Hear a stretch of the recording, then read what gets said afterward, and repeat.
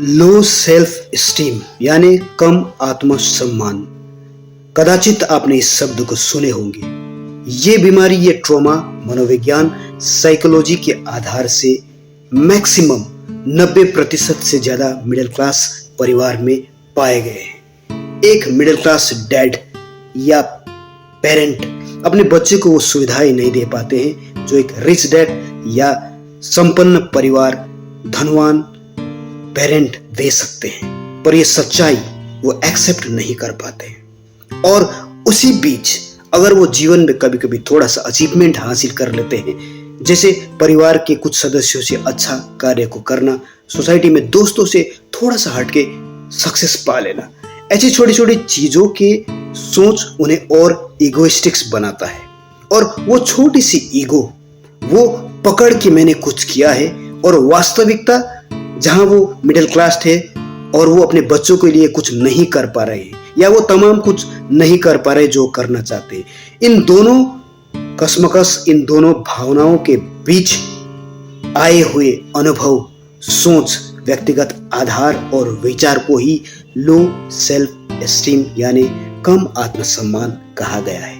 इसमें एक इंसान को समझ में नहीं आता है कि वास्तविकता में उसे करना क्या है, इसलिए वो अपने बच्चों पे ही पार्शलिटीज करने लगते हैं। अगर एक बच्चा उतना सक्षम नहीं है तो संपूर्ण ध्यान उसी बच्चे पे लगाते हैं, या कभी कभी उसका विपरीत उल्टा भी होता है। जैसे अगर कोई बच्चा ज्यादा सक्षम है तो केवल उसी के ऊपर वो ध्यान देने लगते हैं। इन दोनों ही परिस्थिति में एक लो सेल्फ स्टीम वाले पेरेंट गलती कर रहे हैं, पर उन्हें पता नहीं चल रहा है।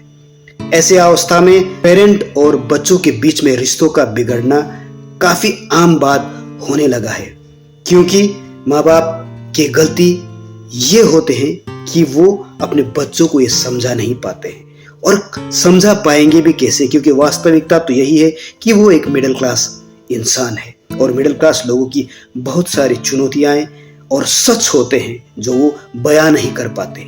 और ये घुटन, ये तनाव इंसान को अंदर ही अंदर कम आत्मसम्मान अर्थात लो सेल्फ स्टीम के घेराव में और खुद को ही घेरते जाते हैं। ऐसे ही मिडिल क्लास पेरेंट ये समझ नहीं पाते हैं कि उन्हें अपने बच्चों का परवरिश कैसे करना है, इसलिए वो पार्शलिटीज या फेवरिज्म्स जैसे तर्क वितर्क का प्रयोग करते हैं, पर ये काफी गलत है। ऐसे स्टडीज आज तक नहीं हुआ है, पर ये वास्तविकताएं हैं।